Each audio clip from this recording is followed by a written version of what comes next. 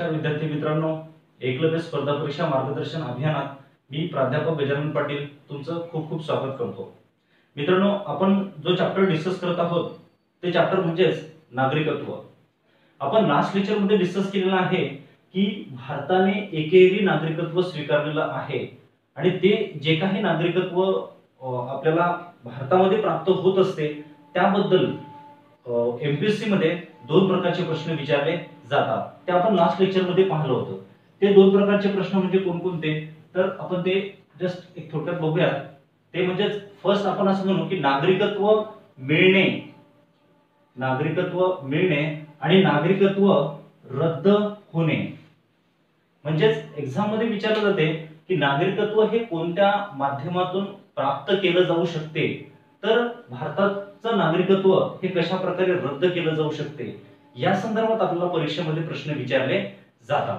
तर मित्रांनो, त्यामध्ये आपण बघत होतो की नागरिकत्व हे कशा प्रकारे मिळवता येते आणि नागरिकत्व मिळवण्याचे आपण इथे दोन मार्ग लास्ट लेक्चर मध्ये डिस्कस केलेले होते। ते दोन मार्ग म्हणजे कोणते, तर त्यामध्ये लक्षात घ्या, एक पहिला मार्ग आपण डिस्कस केला होता तो म्हणजे भारतीय राज्यघटना। ठीक आहे, राज्यघटना। भारताच्या राज्यघटनेमध्ये काही कलम दिलेले आहेत, जसे की कलम 5 ते 11 ह्या ज्या कलम आहेत, तर या कलमान्वये असं सांगितलेलं आहे की भारताचा नागरिक नेमकं कोण असू शकतो किंवा कोण आहे। परंतु मित्रांनो, भारताच्या राज्यघटनेमध्ये जे नागरिकत्व देण्यात आलेलं आहे ते केवळ 1950 पुरतं मर्यादित होतं। म्हणजे जस्ट भारताला स्वातंत्र्य मिळालं आणि स्वातंत्र्य मिळाल्यानंतर जो एक भारत अस्तित्वात येत होता की ज्या भारतासाठी नव्याने राज्यघटना निर्माण करण्यात आलेली आहे, त्या राज्यघटनेमध्ये फक्त एवढंच सांगितलं की 1950 ला भारताचा नागरिक कोण असेल ते भारताच्या राज्यघटनेमध्ये कलम 5 ते 11। परंतु 1950 च्या नंतर जर कोणाला भारताचं नागरिकत्व जर मिळवायचं असेल तर तो व्यक्ती भारताचा नागरिक कशा प्रकारे होऊ शकतो, त्यासाठी आपल्या देशामध्ये दुसरा एक मार्ग आहे आणि त्या मार्गाला असं म्हटलं जाते भारतीय नागरिकत्व कायदा 1955। हा एक कायदा आहे की जो कायदा संसदेने कलम 11 नुसार केलेला आहे। कारण की मित्रांनो, कलम 11 मध्ये आपण पाहिलेलं आहे, त्यामध्ये असं सांगितलं की जर 1950 नंतर भारताचं नागरिकत्व कशा प्रकारे प्राप्त केलं जाईल या संदर्भात संसद कायदा करू शकते आणि तशा प्रकारचा कायदा 1955 ला भारत सरकारने केलेला आहे। मग आता आपण बघूया की भारतीय नागरिकत्व कायदा 1955 याद्वारे नागरिकत्व कसं प्राप्त केलं जाऊ शकते। तर मित्रांनो, या कायद्यामध्ये 5 प्रकारचे मार्ग दिलेले आहेत। पाचही प्रकारचे मार्ग आपल्याला परीक्षेमध्ये विचारले जातात। म्हणजे असे काही 5 मार्ग सांगितले की ज्या मार्गाने भारताचं नागरिकत्व प्राप्त करता येऊ शकते। त्यामध्ये पहिला मार्ग आपण पाहू शकतो जन्माने। म्हणजे भारतामध्ये जर एखाद्या व्यक्तीचा जन्म झाला असेल तर त्याला भारताचं नागरिकत्व प्राप्त होऊ शकते। हा एक मार्ग सांगितला या कायद्यामध्ये। त्यानंतर दुसरा मार्ग आहे तो म्हणजे वंशाने। ठीक आहे, जर तो भारतीय वंशाचा असेल परंतु परकीय देशामध्ये राहत असेल तर अशा व्यक्तीला सुद्धा भारताचं नागरिकत्व हे दिलं जाईल। त्याच्यानंतर तिसरा एक मार्ग याच्यामध्ये सांगितला तो म्हणजे नोंदणीद्वारे। त्याच्यानंतर चौथा मार्ग आहे यामध्ये तो म्हणजे नागरीकरण। ठीक आहे, आणि शेवटचा जो पाचवा एक मार्ग या ठिकाणी आहे त्याला आपण म्हणू भूप्रदेशाचे विलीनीकरण। म्हणजे जर समजा एखाद्या वेळेस एखादा परकीय भूक्षेत्र आपल्या देशामध्ये विलीन केलं तर त्या भूक्षेत्रामध्ये जे लोक राहत होते त्यांना भारताचं नागरिकत्व हे प्राप्त होते। ते भारतीय नागरिकत्व कायदा 1955 नुसार त्याला म्हणतो आपण की एखादा भूप्रदेश किंवा त्या भूप्रदेशाच्या विलीनीकरणाच्या माध्यमातून त्या व्यक्तींना भारताचं नागरिकत्व हे प्राप्त करता येईल। तर आपण यामध्ये बघूयात आता की जन्माने भारताचं नागरिकत्व हे कशा प्रकारे प्राप्त होते। मोस्ट इम्पॉर्टंट टॉपिक आहे मित्रांनो, फॅक्ट आहेत आणि त्या फॅक्ट्स तुम्हाला पाठ कराव्या लागतील। जसे की आपण याच्यामध्ये पाहूयात आता जन्माने भारताचं नागरिकत्व हे कशा प्रकारे प्राप्त होईल। मित्रांनो, यामध्ये पाहू आपण जसे की 26 जानेवारी 1950 ठीक आहे. 26 जानेवारी 1950 ते 1 जुलै 1987 या दरम्यान जर एखाद्या व्यक्तीचा भारतात जन्म झाला असेल तर अशी कोणतीही व्यक्ती ती व्यक्ती भारताचे नागरिक असेल. मित्रांनो लक्षात घ्या, अगदी फॅक्च्युअल आहे, त्याच्यामध्ये सिली मिस्टेक होऊ देऊ नका, कारण की परीक्षेमध्ये थोड्या मिस्टेक करून आपले स्टेटमेंट चुकवले जातात. काय म्हटलं याच्यामध्ये की 26 जानेवारी 1950 ते 1 जुलै 1987 या दरम्यान ज्या व्यक्तीचा भारतामध्ये जन्म झालेला असेल असा प्रत्येक व्यक्ती भारताचा नागरिक असेल. मग त्याचे आई वडील हे कोणत्याही देशाचे नागरिक असो, फक्त याला अपवाद म्हणू शकतो आपण, जी परकीय देशाची भारतामध्ये असलेली जी एम्बेसी असते, जो दूतावास असतो, त्या दूतावासामध्ये जर परकीय व्यक्तीचा मुलाबाळांचा जर जन्म झाला तर मात्र त्यांना भारताचं नागरिकत्व दिलं जाणार नाही. अदर कोणताही परकीय नागरिक जर भारतामध्ये येत असेल आणि त्याला जर समजा काही अपत्य भारतामध्ये जन्माला येत असतील तर अशा व्यक्तीला भारताचं नागरिकत्व प्राप्त होईल. परंतु त्या व्यक्तीचा जन्म हा 26 जानेवारी 1950 ते 1 जुलै 1987 या दरम्यान असावा. त्यानंतर नेक्स्ट असं म्हटलं की जर समजा एखाद्या व्यक्तीचा जन्म 1 जुलै 1987 ते 3 डिसेंबर 2004 या दरम्यान झाला असेल. लक्षात घ्या मित्रांनो, 1 जुलै 1987 ते 3 डिसेंबर 2004 या दरम्यान जर एखाद्या व्यक्तीचा जन्म भारतात झाला असेल आणि त्याचे आई किंवा वडील या दोघांपैकी कोण्याही एकाचं नागरिकत्व जर भारतीय असेल तर अशा व्यक्तीला भारताचं नागरिकत्व हे प्राप्त करता येईल. हे सांगितले दुसरी स्टेप जन्माने नागरिकत्व प्राप्त करण्याची. त्यानंतर तिसरी स्टेप आहे मित्रांनो की जर समजा त्या व्यक्तीचा भारतामध्ये जन्म हा 3 डिसेंबर 2004 च्या नंतर असेल. ठीक आहे, 3 डिसेंबर 2004 च्या नंतर जर त्या व्यक्तीचा जन्म भारतामध्ये झाला असेल तर अशा व्यक्तीला सुद्धा भारताचं नागरिकत्व प्राप्त करता येऊ शकते. परंतु त्याचे आई किंवा वडील या दोघांपैकी कोणीतरी एक हा भारताचा नागरिक असावा आणि दुसरा हा अवैध स्थलांतरित नसावा. म्हणजे जसे की 3 डिसेंबर 2004 नंतर जर एखाद्या व्यक्तीचा जन्म असेल आणि त्याचे वडील जर भारतीय नागरिक असेल आणि आई जर अवैध म्हणजे बेकायदेशीर स्थलांतरित जर नसेल तर त्या व्यक्तीला भारताचं नागरिकत्व प्राप्त होईल. किंवा आई भारताचे नागरिक आहे आणि वडील बेकायदेशीर स्थलांतरित नाहीत तर अशा व्यक्तीला भारताचं नागरिकत्व प्राप्त करता येऊ शकते. याला म्हणतो आपण जन्माने नागरिकत्व प्राप्त करणे. दुसरा एक मुद्दा आहे इथे वंशाने. म्हणजे आपण थोडक्यात असं म्हणू की अशा कोणत्याही व्यक्ती की ज्या परकीय देशामध्ये राहतात परंतु त्या मुळात आहेत भारतीय वंशाच्या, त्यांना सुद्धा भारताचं नागरिकत्व हे सहज प्राप्त करता येऊ शकते. यामध्ये काही कंडिशन्स दिले आहेत मित्रांनो. यामध्ये कंडिशन काय की जर एखाद्या व्यक्तीचा जन्म हा 26 जानेवारी 1950 ते 10 डिसेंबर 1992 या दरम्यान झाला असेल आणि त्याचे वडील हे भारतीय नागरिक असतील तर अशा व्यक्तीला भारताचं नागरिकत्व हे दिलं जाईल. मित्रांनो अगदी लक्षात घ्या व्यवस्थित की काय म्हटलं याच्यामध्ये, जर एखाद्या व्यक्तीचा परकीय देशामध्ये जन्म हा 26 जानेवारी 1950 ते 10 डिसेंबर 1992 या दरम्यान झाला असेल आणि त्याचे वडील जर भारतीय नागरिक असतील तर अशा वेळेस त्या व्यक्तीला भारताचं नागरिकत्व प्राप्त करता येते. त्याच्यानंतर आपण म्हणू की दुसरे एक याच्यामध्ये प्रावधान आहे की 10 डिसेंबर 1992 ते 3 डिसेंबर 2004 या दरम्यान जर समजा त्या व्यक्तीचा जन्म हा परकीय देशामध्ये झाला असेल आणि त्याचे आई किंवा वडील या दोघांपैकी कोणत्यातरी एकाचं नागरिकत्व जर भारतीय असेल तर अशा वेळेस त्या व्यक्तीला भारताचं नागरिकत्व प्राप्त होऊ शकते. तिसरी एक याच्यामध्ये कंडिशन आहे मित्रांनो की त्या व्यक्तीचा परकीय देशामध्ये जर जन्म 3 डिसेंबर 2004 च्या नंतर असेल, ठीक आहे, 3 डिसेंबर 2004 च्या नंतर असेल तर अशा वेळेस त्याचा आई किंवा त्याचे वडील या दोघांपैकी किमान एकाचं नागरिकत्व हे भारतीय असावं. तसंच त्या देशामध्ये त्या व्यक्तीच्या जन्माची नोंद ही 1 वर्षाच्या आत, ठीक आहे, 1 वर्षाच्या आत केली जावी तरच त्या व्यक्तीला भारताचं नागरिकत्व प्राप्त होते.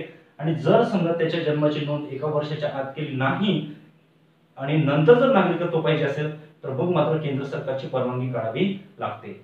मित्रांनो, अपेक्षा आहे हे समजलं असेल तुम्हाला. प्रश्न बऱ्याच वेळा येतात, पुन्हा एकदा लक्षात घेऊ आपण. काय म्हटलं याच्यामध्ये की वंश परंपरेने सुद्धा भारताचं नागरिकत्व प्राप्त करता येऊ शकते. म्हणजे एखाद्या व्यक्तीचा जन्म हा परकीय देशामध्ये झाला असेल, त्या व्यक्तीचा परकीय देशामध्ये जन्म हा 26 जानेवारी 1950 ते 10 डिसेंबर 1992 च्या दरम्यान झाला असेल आणि त्याचे वडील जर भारताचे नागरिक असतील तर डेफिनेटली त्याला भारताचं नागरिकत्व प्राप्त होईल. सेकंड असं म्हटलं की त्याचा जन्म जर 10 डिसेंबर 1992 ते 3 डिसेंबर 2004 या दरम्यान असेल तर आणि त्याचे आई किंवा वडील दोघांपैकी कोणीही जर एक भारताचा नागरिक असेल तर अशा व्यक्तीला भारताचं नागरिकत्व प्राप्त करता येते. आणि तिसरी कंडिशन त्यामध्ये असं सांगितलंय, तिसरी एक बाब की 3 डिसेंबर 2004 च्या नंतर जर त्याचा जन्म परकीय देशात झाला आणि त्याचे आई किंवा वडील दोघांपैकी कोणीतरी एक भारताचा नागरिक आहे आणि त्या व्यक्तीच्या जन्माची नोंद ही त्या देशातल्या एम्बेसी मध्ये म्हणजे राजदूतामध्ये जर 1 वर्षाच्या आत केलेली असेल आणि तशा प्रकारचे डॉक्युमेंट जर दाखवले तर त्या व्यक्तीला भारताचं नागरिकत्व प्राप्त होते. आणि इन केस जर त्याची नोंद, जन्माची नोंद 1 वर्षाच्या आत त्या एम्बेसी मध्ये केली नाही तरी सुद्धा नागरिकत्व मिळवता येऊ शकते. परंतु अशा वेळेस मात्र केंद्र सरकारची त्याला परवानगी घ्यावी लागेल. हे झालं मित्रांनो एक दुसरी पद्धत भारताचं नागरिकत्व प्राप्त करण्याची, भारतीय नागरिकत्व कायदा 1955 या कायद्यानुसार. आपण पाहूयात तिसरी एक याच्यामध्ये प्रावधान आहे किंवा तिसरी पद्धत आहे की ज्याला आपण म्हणतो नोंदणीद्वारे. नोंदणीद्वारे भारताचं नागरिकत्व कशा प्रकारे प्राप्त होत असते. तर मित्रांनो, यामध्ये बऱ्याचशा काही टर्म सांगितलेल्या आहेत, परंतु आपल्या एक्झाम पॉइंट ऑफ व्ह्यू त्याच्यामध्ये 2-3 मुद्दे आहेत, बस तेवढे आपण इथे पाहणार आहोत. यामध्ये नोंदणीद्वारे इथे असं सांगितलेलं आहे की भारतीय वंशाचा असा कोणताही व्यक्ती की जो आता भारतात वास्तव्य करत असेल, म्हणजे कदाचित होऊ शकते की तो काही वर्ष परकीय देशामध्ये राहत होता आणि आता मात्र भारतात आलेला आहे आणि तो भारतात आला, भारतीय वंशाचा होता तो मुळात आणि गेले काही वर्ष जर तो भारतात वास्तव्य करत असेल, म्हणजे साधारणतः याला असं सांगितलेलं आहे की तो किमान 7 वर्षे, जर तो एक सलग किमान 7 वर्षे असा भारतीय वंशाचा व्यक्ती जर भारतामध्ये वास्तव्यास असेल तर अशा व्यक्तीला भारताचं नागरिकत्व प्राप्त होऊ शकते. त्याला नोंदणी करता येऊ शकते. नोंदणीद्वारे नागरिकत्व प्राप्त होणे म्हणजे याचा अर्थ काय की एखादा व्यक्ती भारताचं नागरिकत्व प्राप्त होण्यासाठी आपलं नाव नोंदवू शकतो, परंतु तो जर भारतीय वंशाचा आहे आणि त्याला जर भारताचं नागरिकत्व पाहिजे असेल आणि त्यासाठी जर तो नाव नोंदणी करत असेल तर अशा वेळेस तो आपली नाव नोंदणी करण्यापूर्वी 7 वर्ष भारतामध्ये तो वास्तव्यास असला पाहिजे. किंवा मग सेकंड एक बाब आहे याच्यामध्ये ती म्हणजे काय की असा कोणताही एखादा परकीय व्यक्ती तो जर भारतीय व्यक्तीशी विवाह करत असेल तर अशा वेळेस त्या व्यक्तीला भारताचं नागरिकत्व प्राप्त होईल. मग तो स्त्री असो अथवा पुरुष असो, म्हणजे परकीय स्त्रीने अथवा पुरुषाने भारतीय स्त्री किंवा पुरुषाशी जर विवाह केला तर अशा परकीय व्यक्तीला भारताचं नागरिकत्व दिलं जाईल, परंतु त्याचं नाव भारताचा नागरिक म्हणून नोंदविण्यापूर्वी तो भारतामध्ये किमान 7 वर्ष हा वास्तव्यास असला पाहिजे. अशा दुसरं एक महत्त्वाचं प्रोव्हिजन नोंदणीद्वारे नागरिकत्व मिळवण्यामध्ये दिलेलं आहे. त्यानंतर तिसरं एक प्रोव्हिजन याच्यामध्ये आपल्याला दिलेलं आहे की असे कोणतेही भारतीय नागरिक की ज्यांचे अज्ञान मुले, आपण असं म्हणू अज्ञान मुले, परकीय देशामध्ये राहणारी जी अज्ञान मुले असतात की ज्यांचं वय हे 18 वर्षाच्या आत असेल, अशा सर्व अज्ञान मुलांना 18 वर्ष पूर्ण झाल्याच्या नंतर त्यांना भारताचं नागरिकत्व हे प्राप्त करता येते नोंदणीद्वारे. हे झाले काही प्रकार किंवा काही मुद्दे नोंदणीद्वारे भारताचं नागरिकत्व प्राप्त करण्याचे. मित्रांनो, पुढचा एक मुद्दा आहे नागरिकीकरण. त्याला नॅचरलायझेशन वगैरे असं आपण म्हणत असतो. मग नागरिकीकरणाद्वारे सुद्धा भारताचं नागरिकत्व प्राप्त होऊ शकते. मग याच्यामध्ये नेमकं काय सांगितलं तर यामध्ये आपण बघूयात. यामध्ये असं सांगितलं की असा कोणताही एखादा व्यक्ती की जो कदाचित आहे परकीय देशाचा नागरिक पण त्याला सुद्धा भारताचं नागरिकत्व प्राप्त करता येऊ शकते. परंतु त्या देशामध्ये सुद्धा भारताला नागरिकत्व दिलं जर असेल तर अशा व्यक्तीला भारताचं नागरिकत्व प्राप्त करता येऊ शकते. म्हणजे लक्षात घ्या, थोडक्यात आपण असं म्हणू शकतो की असा कोणताही परकीय व्यक्ती की तो शत्रू राष्ट्राचा नागरिक नसावा. मित्रांनो लक्षात घ्या, एक्झाम मध्ये आपल्याला शत्रू राष्ट्र वगैरे असं येणार नाही. त्यामध्ये महत्त्वाचं असं विचारलं जाईल ते तुम्ही नोट्स मध्ये अपडेट करा. यामध्ये असं होते की नागरिकीकरणाद्वारे भारताचं नागरिकत्व कशा प्रकारे प्राप्त होऊ शकते तर लक्षात घ्या, परकीय देशाचा एखादा नागरिक त्याला जर भारताचं नागरिकत्व पाहिजे असेल तर त्याला भारताचं नागरिकत्व प्राप्त होऊ शकते. परंतु त्याच्या देशात पण भारतीयांना नागरिकत्व देण्याची जर समजा तरतूद असेल तरच अशा देशातल्या व्यक्तीला भारताचं नागरिकत्व प्राप्त होऊ शकते. जर समजा एखाद्या देशामध्ये भारतीयांना नागरिकत्व प्राप्त होणार नसेल तसं त्यांच्या कायद्यामध्ये जर काही तरतुदी असतील तर अशा व्यक्तीला किंवा तशा देशातील व्यक्तींना भारताचं नागरिकत्व प्राप्त करता येत नाही. त्यामुळे तो तशा देशाचा नागरिक नसावा की ज्या देशामध्ये भारताला नागरिकत्व प्राप्त करता येत नाही. सेकंड एक आणखी त्याच्यामध्ये बाब आहे की जर समजा एखाद्या व्यक्तीने भारताचं नागरिकत्व स्वीकारलं असेल किंवा त्याला भारताचं नागरिकत्व स्वीकारायचं असेल परंतु त्याने पहिल्या देशाचा पहिल्या देशाचं नागरिकत्व जर त्याने सोडलं नाही तर त्याला भारताचं नागरिकत्व प्राप्त होत नाही. म्हणजे लक्षात घ्या मित्रांनो की असा कोणताही परकीय व्यक्ती त्याला नागरिकीकरणाद्वारे भारताचं नागरिकत्व प्राप्त करता येऊ शकते परंतु तो अशा देशाचा नागरिक असावा ज्या देशात भारताला पण नागरिकत्व दिलं जाऊ शकते फर्स्ट. किंवा त्याने जर समजा भारताचं नागरिकत्व स्वीकारलं परंतु त्याने आपल्या मूळ ज्या देशातून तो आला तिथं जर नागरिकत्व त्यांनी नष्ट केलं नाही तर त्याला भारताचं नागरिकत्व प्राप्त होत नाही. पुढचा एक मुद्दा आहे की जर समजा मग ह्या दोन्ही कंडिशन पूर्ण झाल्या आणि त्याला जर भारताचं नागरिकत्व मिळत असेल तर तो तसं भारताचं नागरिकत्व म्हणून किंवा भारताचा नागरिक म्हणून नाव नोंदविण्यापूर्वी किमान तो 12 महिने ठीक आहे 12 महिने एक सलग भारतामध्ये राहिलेला असावा. ठीक आहे, असा कोणताही परकीय व्यक्ती की जर तो एक सलग 12 महिने भारतामध्ये जर राहिला असेल तर त्याला भारताचं नागरिकत्व प्राप्त होऊ शकते. परंतु असं त्याला नाव नोंदविण्यापूर्वी ज्या दिवशी त्याने नाव नोंदवलं असेल त्या दिवसापासून पूर्वी किमान 14 वर्षापैकी त्याने 11 वर्ष भारतात तो राहिलेला असावा. म्हणजे लक्षात घ्या मित्रांनो की असा कोणताही परकीय नागरिक की तो गेल्या 14 वर्षापासून एकूण किमान 11 वर्ष तो भारतात राहिला असेल आणि भारताचा नागरिक म्हणून नाव नोंदवण्यापूर्वी तो एक सलग 12 महिने जर भारतात राहिला असेल तर त्याला भारताचं नागरिकत्व प्राप्त होऊ शकते. हे 11 वर्ष म्हणजे तो एक सलग भारतात राहिला पाहिजे 11 वर्ष असं नाही, पण तो कधी 6 महिने राहिला परत आपल्या देशात गेला परत आला आणखीन तो 10 महिने राहिला 9 महिने राहिला असं सर्व मिळून 14 वर्षातून तो किमान 11 वर्ष भारतात राहिलेला असावा. अशा वेळेस त्याला भारताचं नागरिकत्व हे प्राप्त करता येते. पुढे असं म्हटलं की त्या परकीय व्यक्तीचं जे चारित्र्य आहे चारित्र्य हे चांगलं असावं.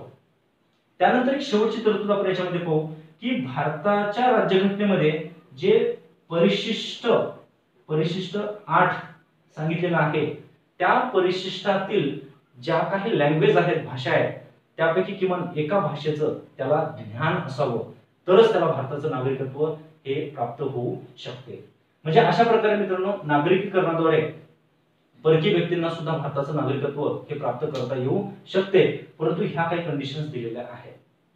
त्याच्यानंतर पुढचा एक मार्ग आहे भारतीय नागरिकत्व कायदा 1955 द्वारे भारताचं नागरिकत्व प्राप्त करण्याचा आणि तो मार्ग कोणता तर त्या मार्गाला आपण म्हणतो भूप्रदेशाचं विलीनीकरण. आता जर समजा एखादा परकीय राष्ट्र किंवा परकीय भूखंड भारतामध्ये विलीन केला गेला, आपण तो मागे पाहिलेला आहे की कलम 2 नुसार असा कोणताही परकीय भूखंड किंवा जो भारताचा नसलेला भूप्रदेश आहे तो भारतामध्ये समाविष्ट करता येतो. तर असा भूप्रदेश जर भारतामध्ये समाविष्ट केला तर त्या भूप्रदेशामध्ये जे लोक राहतात त्या लोकांना भारताचं नागरिकत्व दिलं जाते. आता त्यासाठी कंडिशन काय आहे, तशा स्पेसिफिक कंडिशन आपल्याला ह्या कायद्यामध्ये सांगितलं नाही. फक्त याच्यामध्ये एवढं सांगितलं की केंद्र सरकार, ठीक आहे, केंद्र सरकार ज्या व्यक्तीला परवानगी देईल अशा कोणत्याही व्यक्तीला त्या भूखंडातून भारताला नागरिक म्हणजे भारताचं नागरिकत्व दिलं जाईल. पण जनरली तिथल्या सर्वच नागरिकांना किंवा सर्वच लोकांना भारताचं नागरिकत्व दिलं जाते. अशा आपल्याकडे आतापर्यंत भरपूर उदाहरणं आहेत. जसे की गोवा राज्यघटना अस्तित्वात येण्यापूर्वी गोवा हे भारताचं भूक्षेत्र नव्हतं. दमन व दीव, दादरा नगर हवेली, ठीक आहे. त्यानंतर आपण असं पाहू शकतो की सिक्कीम आहे किंवा 2015 ला बांगलादेशच्या भूक्षेत्रामध्ये असलेले काही भूक्षेत्र आपल्याला प्राप्त झालेले आहेत. मग असे जे भूक्षेत्र की जे भारतामध्ये पुढे कधीतरी विलीन झाले, ते भूक्षेत्र विलीन झाले, तर असं विलीन होत असताना त्या भूक्षेत्रात राहणारे जे लोक असतात त्या लोकांना भारताचं नागरिकत्व हे ऑटोमॅटिक मिळत असते किंवा ते दिलं जाते. असे 5 मुद्दे सांगितलेले आहेत मित्रांनो भारतीय नागरिकत्व कायद्यामध्ये नागरिकत्व प्राप्त होण्याचे. आपण गेल्या काही दिवसामध्ये किंवा 2019 मध्ये याच कायद्यामध्ये सुधारणा झालेली आपण पाहिलेलं आहे. तसंच एनआरसी लागू केलेली आहे. तर त्या ज्या बाबी आहेत तर त्या बाबींसंदर्भात प्रश्न विचारण्याची इथे या 2-3 वर्षामध्ये खूप पॉसिबिलिटी आहे. त्याच्यामुळे आपण त्याच्यावरती एक सेपरेट नोट्स बनवूयात किंवा सेपरेट एक लेक्चर आपण घेऊयात, कारण की तो इश्यू महत्त्वाचा आहे, करंट रिलेटेड आहे. त्यामुळे या कायद्यामध्ये ज्या काही सुधारणा केल्या आणि कोणत्या तरतुदी याच्यामध्ये नव्याने टाकण्यात आल्या त्यासाठी आपण सेपरेट एक लेक्चर घेणार आहोत. तर मित्रांनो अपेक्षा आहे तुम्हाला राज्यघटनेच्या माध्यमातून मिळालेलं नागरिकत्व ते कशा प्रकारे मिळू शकते आणि भारतीय नागरिकत्व कायदा याद्वारे नागरिकत्व कसं प्राप्त होऊ शकते हे तुम्ही म्हणजे तुम्हाला हे समजलं असेल. याच्यानंतर आपण एक महत्त्वाचा मुद्दा आपला इथे आलेला आहे की नागरिकत्व ह्या चॅप्टर मध्ये नागरिकत्व मिळते ते कशा प्रकारे ते आपण इथे पाहिलं. परंतु नागरिकत्व हे कशा प्रकारे जाऊ शकते, तर नागरिकत्व जाणे म्हणजे याचा अर्थ त्या व्यक्तीचं नागरिकत्व हे रद्द होणे. मग भारतीय नागरिकाचं नागरिकत्व कशा प्रकारे रद्द होऊ शकते ते आपण आता. तर विद्यार्थी मित्रांनो आपण हे बघितलं की भारताचं जे नागरिकत्व आहे हे कशा प्रकारे प्राप्त केलं जाऊ शकते. आपल्या परीक्षेच्या माध्यमातून आपल्याला दुसरा एक मुद्दा डिस्कस करावा लागतो, तो म्हणजे भारताचं नागरिकत्व हे कशा प्रकारे संपुष्टात येते किंवा ते कशा प्रकारे रद्द केलं जाते. जसं आपण इथे पाहिलं होतं की भारताचे नागरिकत्व प्राप्त होण्याचे 2 माध्यम आहेत. एक फर्स्ट म्हणजे म्हटलं होतं आपण राज्यघटना आणि दुसरं म्हटलं होतं भारतीय नागरिकत्व कायदा. ह्या 2 बाबींच्या माध्यमातून भारताचं नागरिकत्व हे प्राप्त होत असते. यामध्ये जे भारतीय नागरिकत्व कायदा आहे या कायद्यामध्ये 3 मार्ग सांगितलेले आहेत की ह्या 3 मार्गाने व्यक्तीचं नागरिकत्व रद्द सुद्धा होऊ शकते. मग आता हे 3 मार्ग नेमके कोणते आहेत, ठीक आहे, ते 3 मार्ग आपण इथे डिस्कस करूया. त्यामध्ये पहिला मार्ग आपण असं म्हणू शकतो की नागरिकत्वाचा त्याग करणे. म्हणजे जर समजा एखाद्या व्यक्तीला नागरिकत्वाचा त्याग करायचा असेल, त्याला स्वतःहून जर नागरिकत्व जर सोडायचं असेल तर तशा प्रकारचा तो अर्ज भारत सरकारला करू शकतो. परंतु असा व्यक्ती हा सज्ञान असणं खूप आवश्यक आहे, ठीक आहे. सज्ञान म्हणजे त्याच्या वयाची 18 वर्ष किंवा त्यापेक्षा जास्त झालेली असावी. मग असा कोणताही सज्ञान व्यक्ती तो भारताचं स्वतःहून नागरिकत्व सोडू शकतो, तसा तो अर्ज करू शकतो. परंतु असा अर्ज करताना भारताचं दुसऱ्या कोणत्याही देशासोबत युद्ध सुरू असू नये. म्हणजे थोडक्यात काय, तर अशा कोणत्याही सज्ञान व्यक्तीला जर भारताचं नागरिकत्व सोडायचं असेल तर तो युद्ध काळामध्ये असा अर्ज करू शकत नाही.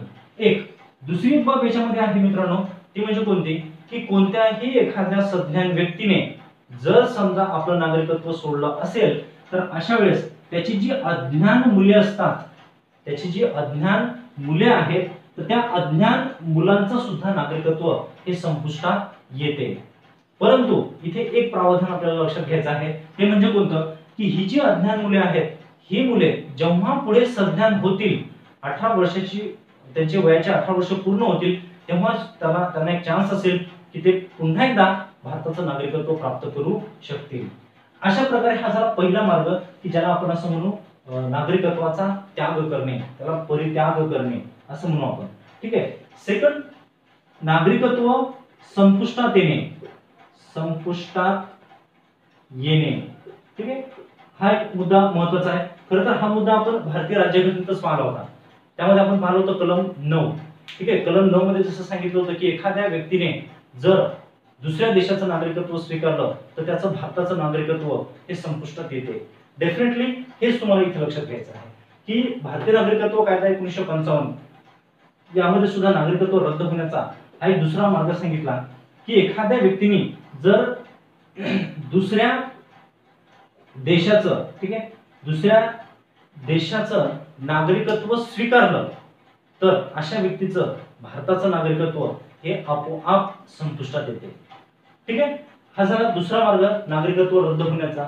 एक तिसरा एक मार्ग असतो मित्रांनो की जो मोस्ट इम्पॉर्टंट आहे, जो बऱ्याच वेळा आपल्याला परीक्षेमध्ये विचारला जातो, तो म्हणजे काय, तर एखाद्या व्यक्तीचं नागरिकत्व हिरावून घेणे, ठीक आहे.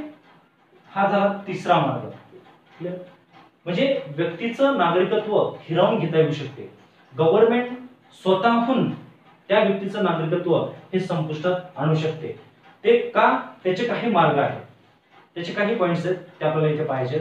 त्यामध्ये मुद्दा असा येतो की जर समजा एखाद्या व्यक्तीने भारताचं नागरिकत्व मिळवताना ते जर फसवणुकीच्या माध्यमातून मिळवलं असेल, फसवणूक, ठीक आहे, जर त्या व्यक्तीने फसवणुकीच्या माध्यमातून जर नागरिकत्व मिळवलं असेल तर अशा वेळेस त्याचं नागरिकत्व इथे जाऊ शकते. म्हणजे लक्षात घ्या, नागरिकत्व मिळवण्याचे आपण काही प्रकार किंवा काही मुद्दे पाहिलेले आहेत भारतीय नागरिकत्व कायदा 1955 मध्ये. त्यामध्ये आपण पाहिलं होतं की परकीय व्यक्ती हा भारताचा नागरिक बनू शकतो, परंतु तो किमान गेल्या 14 वर्षामध्ये 11 वर्ष भारतात राहिलेला असावा आणि अर्ज करण्यापूर्वी एक सलग 12 महिने तो भारतात राहिलेला असावा. जर असं असेल तर तो भारताचा नागरिक बनू शकतो. मग त्यासाठी त्याला जे डॉक्युमेंट आपल्याला द्यावे लागतील तर ते डॉक्युमेंट जर चुकीचे असतील किंवा त्यांनी फोर्जरी डॉक्युमेंट बनवलेले असतील, ठीक आहे, तो भारतामध्ये 14 वर्ष न राहून सुद्धा त्याने जर तशा प्रकारचे डॉक्युमेंट दिले असतील आणि हे जर नंतर गव्हर्नमेंटच्या लक्षात आलं तर याला म्हणून आपण फसवणुकीने भारताचं नागरिकत्व प्राप्त करणे. जर त्या पद्धतीने जर भारताचं नागरिकत्व प्राप्त केलं तर अशा व्यक्तीचं नागरिकत्व पुढे भारत सरकार संपुष्टात आणू शकते किंवा त्याचं नागरिकत्व हे हिरावून घेऊ शकते. पुढचा मुद्दा येतो की जर समजा एखाद्या व्यक्तीने घटनेशी द्रोह केला असेल, ठीक आहे, घटनेशी द्रोह, तर अशा व्यक्तीचं नागरिकत्व भारत सरकार जबरदस्तीने हिरावून घेऊ शकते, ठीक आहे. तर अशा प्रकारचं घटनेशी, आता घटनेशी द्रोह म्हणजे काय, तर घटनेशी द्रोह म्हणजे याचा अर्थ घटनेमध्ये ज्या तरतुदी दिलेल्या आहेत तर त्या तरतुदीच्या विरुद्ध वर्तन करणे किंवा घटनेतील तरतुदींचा अवमान करणे, जर असं काही होत असेल तर त्याला म्हणून आपण घटनेशी द्रोह करणे. तिसरा एक याच्यामध्ये मुद्दा आहे मित्रांनो की युद्ध काळामध्ये जर समजा भारताचं एखाद्या देशासोबत युद्ध सुरू असेल तर अशा युद्ध काळामध्ये जर एखाद्या व्यक्तीने किंवा भारतीय नागरिकांनी शत्रू राष्ट्राशी जर व्यापार सुरू ठेवला असेल किंवा शत्रू राष्ट्राशी जर संपर्क ठेवला असेल तर अशा वेळेस अशा व्यक्तीचं नागरिकत्व भारत सरकार रद्द करू शकते. त्याच्यानंतर पुढचा एक याच्यामध्ये मुद्दा आहे की एखाद्या व्यक्तीने भारताचं नागरिकत्व हे नोंदणीद्वारे स्वीकारलेलं असेल, म्हणजे आपण पाहिलेलं आहे भारतीय नागरिकत्व कायदा 1955 या कायद्यानुसार नोंदणीद्वारे भारताचं नागरिकत्व प्राप्त करता येऊ शकते. मग अशा कोणत्याही व्यक्तीने की ज्या व्यक्तीने भारतामध्ये नोंदणीद्वारे भारताचं नागरिकत्व प्राप्त केलेलं असेल आणि त्याने ते नागरिकत्व प्राप्त केलेल्या दिवसापासून पुढे 5 वर्षाच्या आत त्या व्यक्तीला जर कोणत्याही देशामध्ये किमान 2 वर्ष जर कारावास झाला असेल किंवा 2 वर्ष जर शिक्षा झाली असेल, कारावास झाला असेल तर अशा व्यक्तीचं भारताचं नागरिकत्व हे संपुष्टात येत असते. हा एक मार्ग भारताचं नागरिकत्व रद्द होण्याचा आहे. त्यानंतर पुढचा एक मार्ग आहे तो म्हणजे भारताचा कोणताही नागरिक जर सलग 7 वर्ष तो जर भारताच्या बाहेर राहत असेल, त्याची भारतामध्ये कोणत्याही प्रकारची जर नोंद किंवा एंट्री झालेली नसेल तर अशा वेळेस त्या व्यक्तीचं सुद्धा भारताचं नागरिकत्व संपुष्टात येते. म्हणजे भारताचा नागरिक जर परकीय देशामध्ये जाऊन राहत असेल तर 7 वर्षामध्ये किमान एक वेळा तरी त्याला भारतात येणं अपेक्षित आहे. त्याची एंट्री ही एअरपोर्टवरती किंवा त्याच्या जे काही पासपोर्ट असेल त्यावरती होणं अपेक्षित आहे. आणि जर एक सलग तो 7 वर्ष भारतामध्ये आलाच नाही तर आपोआप त्याचं नागरिकत्व भारत सरकारच्या माध्यमातून रद्द केलं जाते. म्हणजेच मित्रांनो, भारताचं नागरिकत्व रद्द होण्याचे असे हे 3 मार्ग आहेत की जे मोस्ट इम्पॉर्टंट ठरतात आपल्याला परीक्षेच्या अनुषंगाने. तर मित्रांनो, आपण या चॅप्टर मध्ये पाहिलेलं आहे की भारताचं नागरिकत्व हे कशा प्रकारे प्राप्त होते. भारतीय राज्यघटना आणि भारतीय नागरिकत्व कायदा 1955 आणि नागरिकत्व कसं रद्द होऊ शकते, तर त्याच कायद्यामध्ये रद्द होण्याचे पण काही मार्ग सांगितलेले आहेत. तेही मार्ग आपण डिस्कस केलेले आहेत. मित्रांनो, तुम्ही हे जे काही आपण चॅप्टर डिस्कस करत आहोत, जर समजा कोणी आत्ताच हे चॅप्टर पाहायला सुरुवात केली असेल तर सर्व चॅप्टर तुम्ही सुरुवातीपासून पाहणं खूप अपेक्षित आहे. किंवा काही चॅप्टरचे आपण असे काही पार्ट करत आहोत, पार्ट ए आणि पार्ट बी, ठीक आहे. तर किंवा भाग 1 आणि भाग 2, तर भाग दोन्ही पाहणं खूप अपेक्षित आहे. म्हणजे सुरुवातीपासून प्रत्येक चॅप्टर हा भाग 1 पासून पाहणं खूप आवश्यक आहे. तर मित्रांनो, अपेक्षा आहे तुम्हाला हा चॅप्टर समजला असेल. आणि ह्या चॅप्टर संदर्भातच एक खूप इम्पॉर्टंट पॉइंट आहे की जो करंट रिलेटेड आहे, तो म्हणजे कोणता, तर भारतीय नागरिकत्व कायदा 1955 यामध्ये गेल्या वर्षी करण्यात आलेली जी दुरुस्ती आहे ती आणि एनआरसी, त्याबद्दल आपण एक छोटासा व्हिडिओ तुमच्यासाठी आपण बनवूया की जो मोस्ट इम्पॉर्टंट असेल ते आपण सेपरेट करू. ठीक आहे. तर अपेक्षा आहे मित्रांनो, हा चॅप्टर तुम्हाला समजला असेलच. तुम्ही जो प्रतिसाद देत आहात पुन्हा एकदा त्यासाठी तुमचे खूप खूप आभार. धन्यवाद.